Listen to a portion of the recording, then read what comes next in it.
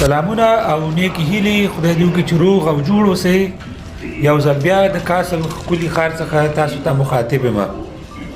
ښار کې ډېر وګرځېدو ما او سبحان، او اوس به ورو ورو لاړ شو د کاسل بل لور ته چې هغلته طبیعت او تاریخ دواړه سره یو ځای شوي دي.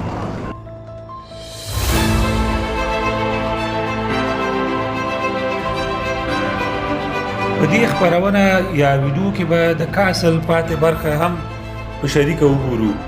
دا ځل به د بیت پارک چې یوه ډېره ښکلې منطقه ده، تاریخي او سیاحتي منطقه ده، په شریکه به سره وګورو.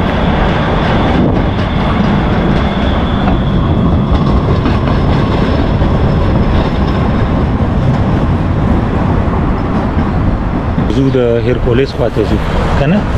Ja, من هرکولس ته ځو. خټه ډېر ښایسته ده.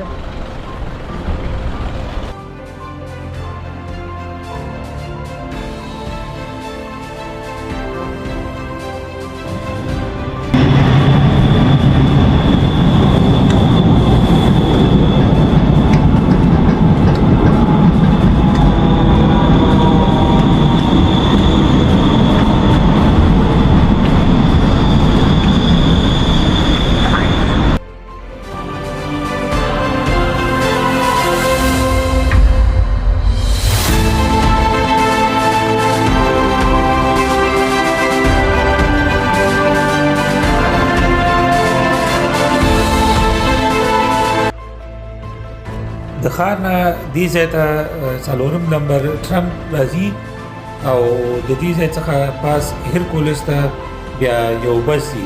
همداسې پیادل مزل لږ اوږد دی، سړی ستړی کوي. تقریبا نیم ساعت لاره ده چې پیاده هغې ځای پورې ځي، خو ښه به دی چې بس ته یو څو شېبې انتظار وکړو او بس کې راځي.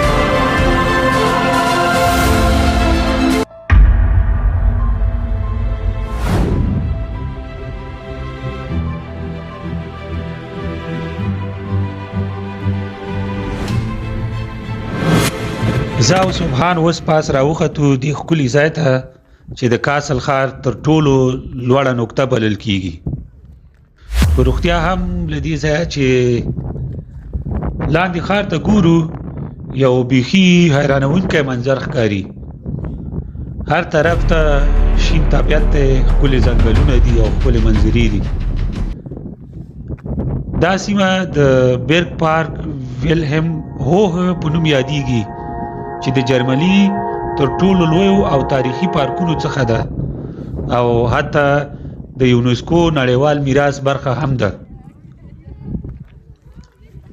دا پارک ډیر لوی او پراخ دی او ځانګړنه یې دا ده چې په غرونو کې جوړ شوی دی، نو ځکه دلته راتلل، د دې ځای څخه لیدل او دلته قدم وهل یو ځانګړی خوند لري. او راځئ چې اوس د دې ځای تر ټولو مشهور سمبول وګورو. دلته یوه لویه تاریخي مجسمه چې د کاسل ښار نښه هم ګڼل کیږي او د دې مجسمې شاته یو ځای دی چې د هغې نه د اوبو مشهور سیستم هم بایل کیږي چې د دې ځای نه لاندې ځای پورې ځي. راځئ موږ به نن په دې ویډیو کې تاسو ته دا ټول ځای قدم په قدم د لوړې نقطې څخه تر لاندې پارک پورې وګورو. نو تر پایه ما سره اوسئ چې د دې ښکلي ځای څخه په شریکه ننداره وکړو.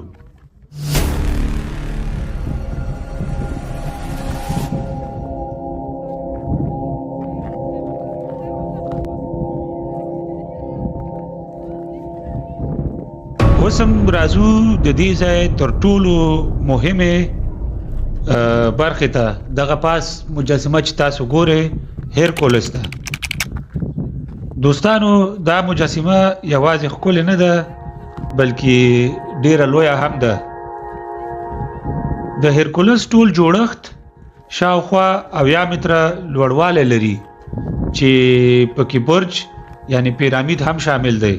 خپل د هرکولس مجسمه نږدې 8 متره لوړه ده او وزن یې هم حیرانونکی دی.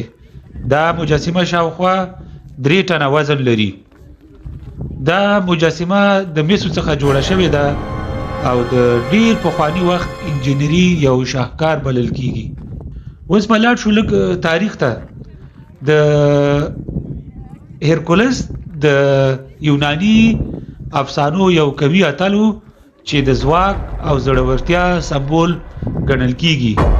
دا مجسمه شاوخوا 300 کاله مخکې د کاسل د واکمن لاندګراف کارل په امر جوړه شوې وه. د دې هدف دا و چې د هغه وخت د قدرت ځواک او عظمت نښه وښیي او خلکو ته دا وښیي چې دا سیمه څومره مهمه ده. همدارنګه دا ځای یو مجسمه نه ده، له همدې ځایه د اوبو یو مشهور سیستم هم بلل کیږي چې د پارک تر پایه پورې جریان لري. دا اوبه هر یک شنبه په ورځ 2 بجې، یعنی هر ورځ می هر یک شنبه 2 بجو خو او شانه شروع کیږي او 2-3 ساعته دوام کوي.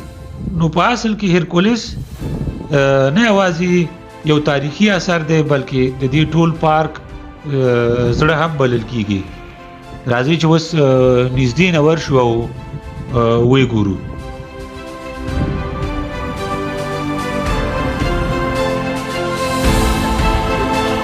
دوستانو مخکې لدی چې لاندې لاړ شو، راځي چې د دې ټولې سیمې لنډ تاریخ هم لږ بیان کړو. دا ځای چې د بیرګ پارک ویلهم هوګي په نوم یادېږي شاوخوا 300 کاله پخوانی تاریخ لري. د دې پارک جوړول د 18مې پیړۍ په پای کې پایل شول کله چې د کاسل واکمن لاندګراف کارل وختل یو داسې لوی او ځانګړی پارک جوړ کړي چې هم د قدرت نښوي او هم د خلکو لپاره یو ښکلی ځای. دا پارک په څو پړاوونو کې جوړ شو او نږدې 150 کاله وخت واخیست تر څو بشپړ شي. دلته ځانګړې خبره دا ده چې دا پارک یوازې طبیعي نه دی بلکې د انسان د انجینرۍ یو لوی شاهکار هم دی.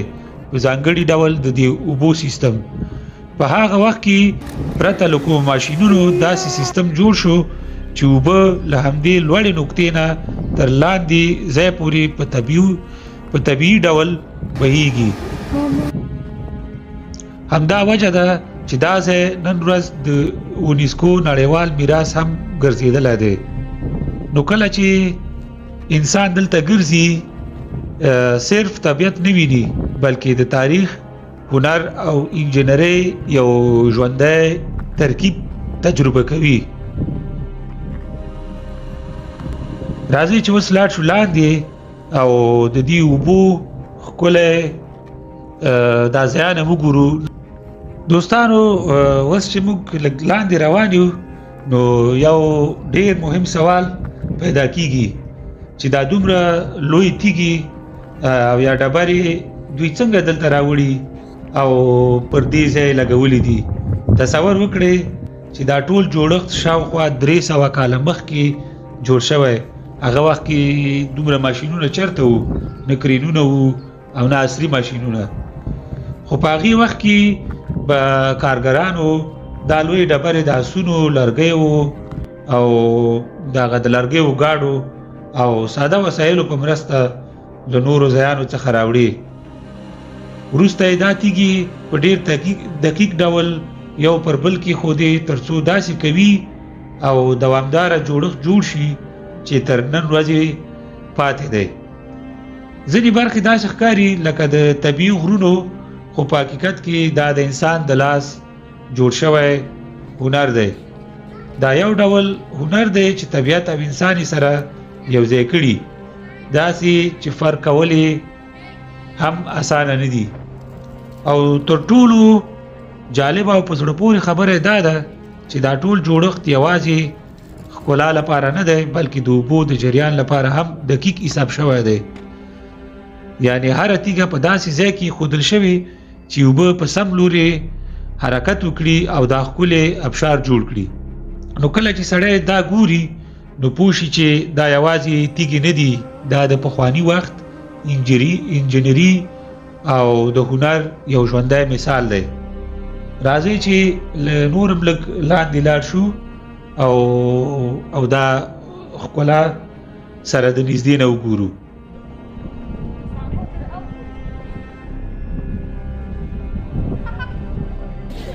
لاندې ښکته کېږو چې اوس یې دغه ځای بند کړی دی. مخکې ځل موږ راغلي وو، هغه ځایان ټول خلاص وو، جوړولی هغه ځایان یې جوړول اوس بند کړي دي. دې کې دننه مجسمې دي، د هرکولس مجسمې دي پکې، اوس یې بند کړي. نه پوهېږم چې څه خبره ده، ټول هغه یې داسې بند کړي دي. داسې به اوس راشو دې غاړې ته، خوا او شا به داسې وګرځو.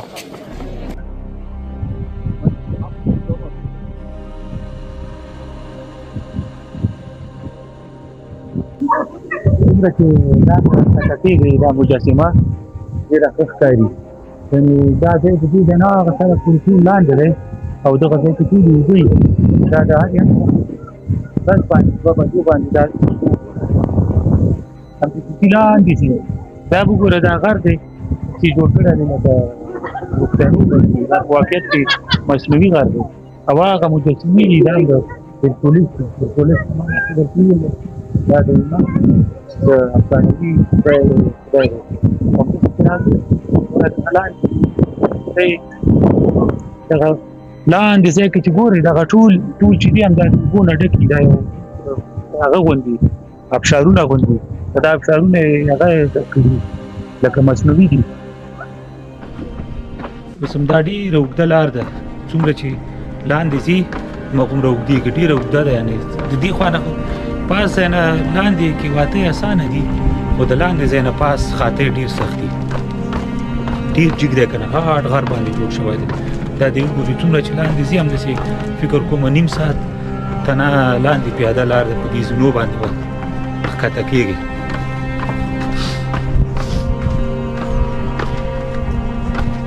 دا دومره اوږدې زینې دي.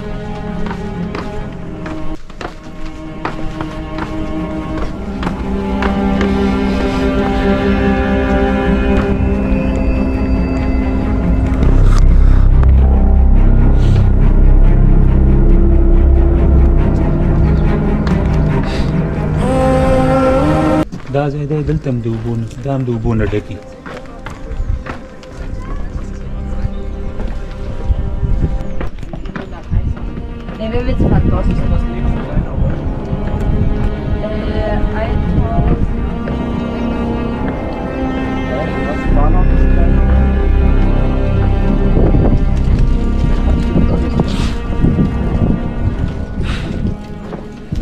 اوس نور هم لاندې راغلو، څومره ګوره پاس ځای کې لږ ښکاره کېده، اوس بیخي ښه ښکاري پاس سر نه.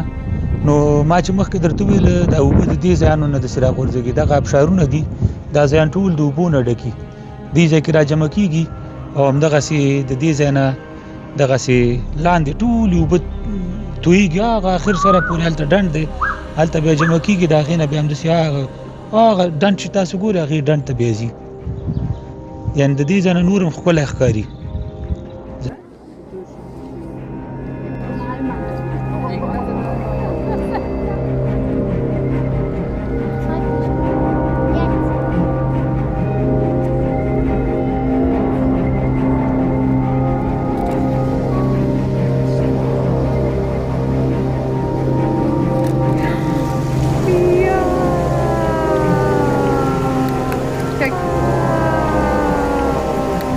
Kijk.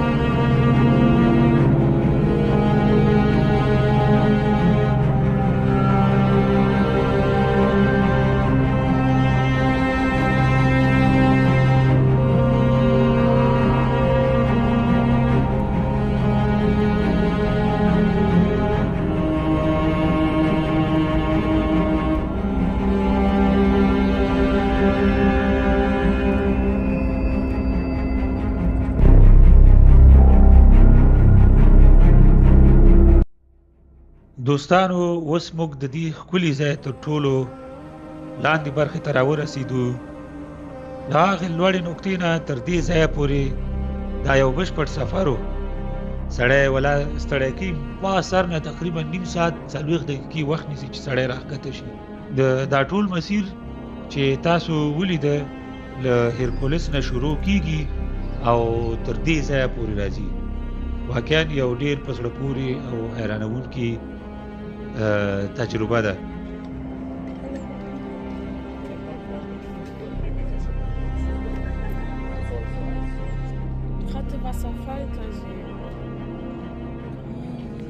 دا هم د دې ځای نقشه ده. دا د هیرکولس دی چې دا اوس پکې اوس موږ دې ځای کې وو. اوس به د دې ځای نه په قرار داسې ځو، داسې به ځو، لاندې به ځو، لاندې بس بیا به نور د فرانکفورت خواته ځو.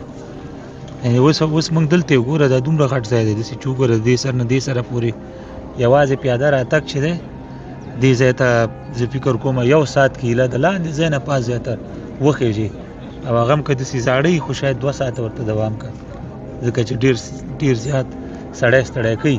همداسې خېږه او خېږه او خېږه او خېږه سړی ډېر ستړی کوي. هغې خوا نه اسانې، خو د دې خوا نه ډېر سخت دي. دا دی ګوره، ده موږ دې ځای کې وو او د دې ځای نه دې ځای پورې سفر راته پاتې دی. نو خدای دې خیر کړي. اوس موږ پاس د هیرکولس نه راښکته شو، ستړي کړو، ډېر زیات مزل و او وځو په طرف د لاندې سټیشن ته. خو د سټیشن نه مخکې چې سټیشن ته رسېږو په لاره کې هم ځینې ښایسته او په زړه پورې ځایان راځي، ښکلي ځایان، هغې نه به هم لیدنه وکړو. همداسې به په قرار باندې پروګرام به مو ختم کړو او ځو به خپل منزل ته. دا د ښایسته ځنګلونه دي، پسرلي ټایم دی، نور ژمی خلاص شوی دی او پسرلی په شروع کېدو دی. ونو هم لږې پاڼې کړي دي. دلته خو اروپا کې خو هوا یخه ده، خصوصا المان خو یخ دی. دلته پسرلی لږ وروسته راځي نسبت زموږ او ستاسو وطنو ته. هغه داسې و که داسې دی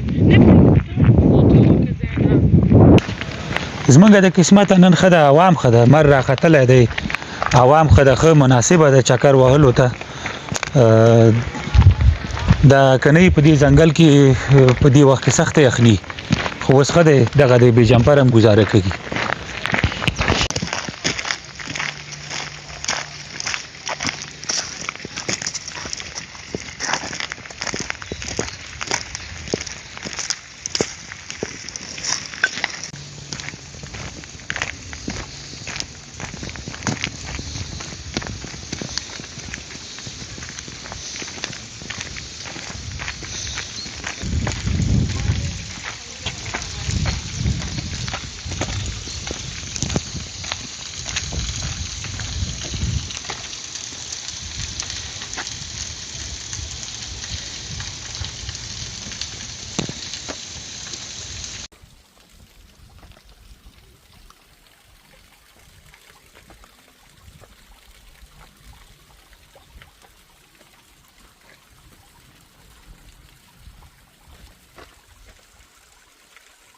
دا هم دي داسې واړه ابشارونه دي چې اپاس ځای نه اوبه راتویږي. دا هم یعنې اصلي غر نه دی او نه اصلي تیږې دي. تیږې اصلي دي خو دا غر یې مصنوعي جوړ کړی دی. د هماغه هیرکولس په ارتباط یې دا ځای هم همدغسې مصنوعي جوړ کړی دی. خدای خبر چې دی تیږې د کوم ځایانو نه راوړي. دومره ډېرې تیږې دلته استعمال کړي دي چې دې باندې به حتمي کلونه یې ایستلي. دا دې وګورئ، نن مر هم دی صحیح نه ښکاري، مر سترګه ډېره تیزه ده او خو دغه دی ښایسته اوبه دي، ښایسته ابشارونه دي.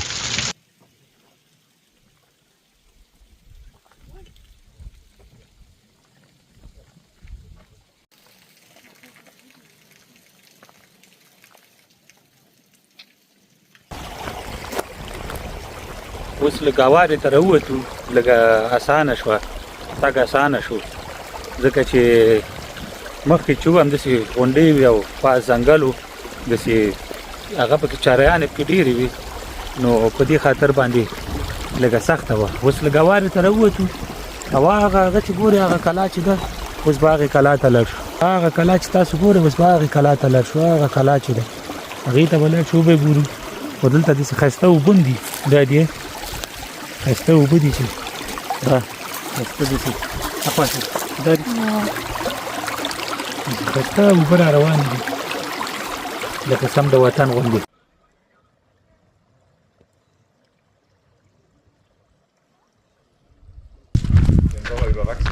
دلته دوه دانې کلاګان دي، یوه کلا دا ده دې ونې پټه کړې ده او یو بل کلا ګوره د هغه سر نه چې داسې ګوري هغه ده چې ښکاري هیرکولس کلا ده هغه سر کې ده. اوس د دې ځای نه بیخي هغه ښکاري. ځئ چې ځو ورننوځو داسې. اوس هم راځو د دې کلا په باره کې به لږ داسې معلومات وکړو.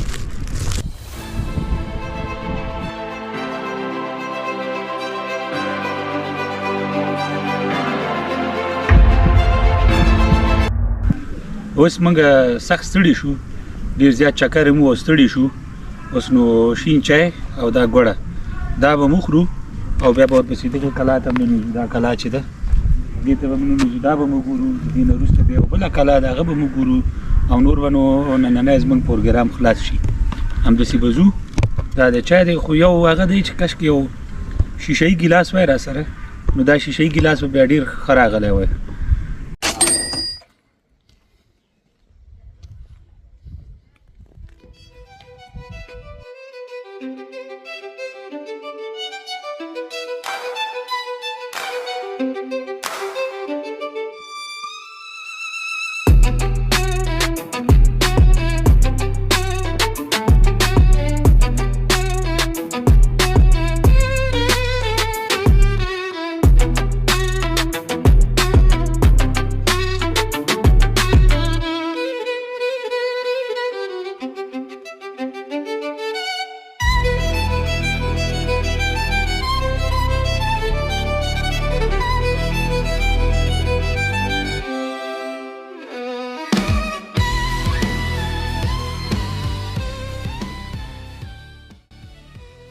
دوستانو دا هم د دی پارک یعنی برګ پارک فلم هوهي یو بل مشهوره کلا چې د لووین بورګ په نوم یادېږي.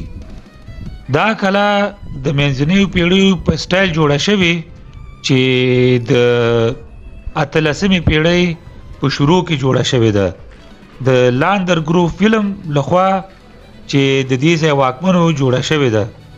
جالبه خبره دا ده چې دا کلا د شروع نه همداسې زړه جوړه شوه.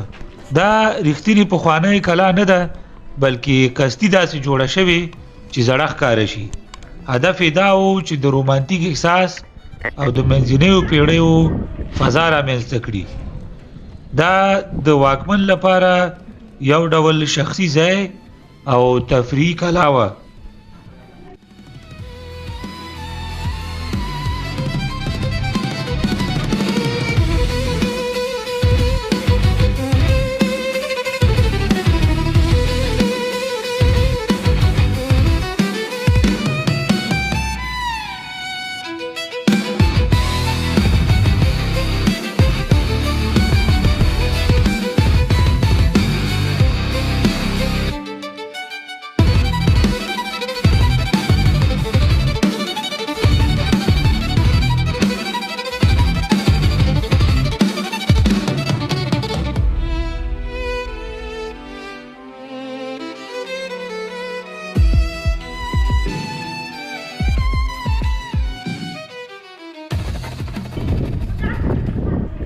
راځئ چې اوس لږ لاړ شو د باندې خوا نه دا کلا وګورو.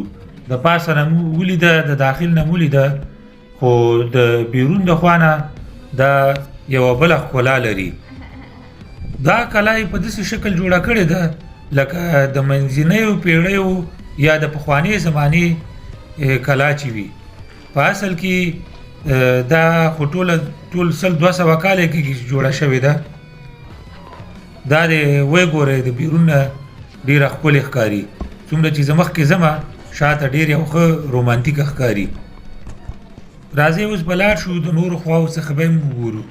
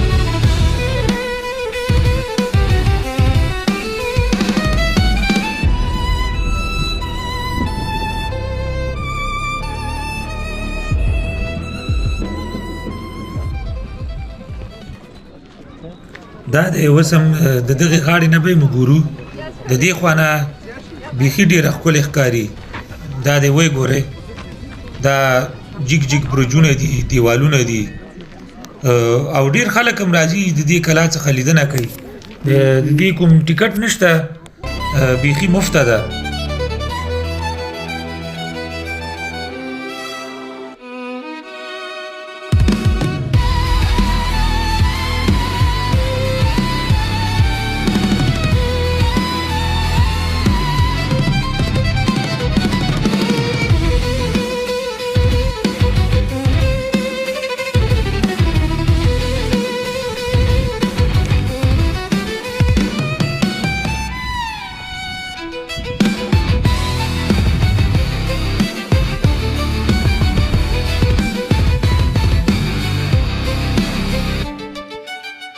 دوستانو اوس به هم دا خپل یو ورځنی سفر پای ته ورسوو سفر ډېر ښکلی او خوندور و او زموږ د قسمته فضا هم ورته ډېره مساعده وه یعنې هوا هم ډېره ښکلې وه نو چکر دپاره بیخي مناسبه وه ډېر خوند یې وکړه خو د خفګان ځای دا دی چې یوه ورځ وه کاشکې 2-3 ورځې وی چې د کاسل نور ښکلي ښکلي ځایان هم تاسو ته درښودلي وای خو خیر په دې باندې هم شکر وباسو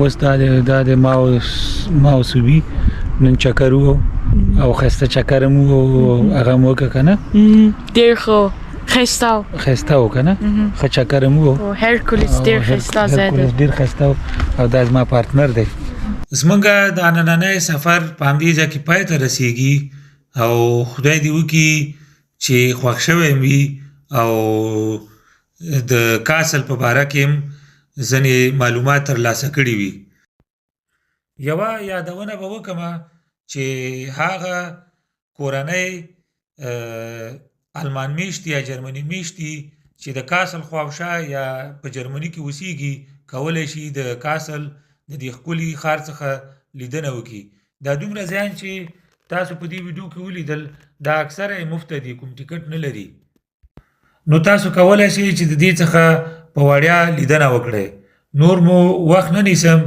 په لوی او بخونکي خدای جل جلاله هم سپارم که چیرته هم زما دا چینل نه وي سبسکرایب کړی سبسکرایب یې کړئ راته یو دنیا مننه ښه وختونه ولرئ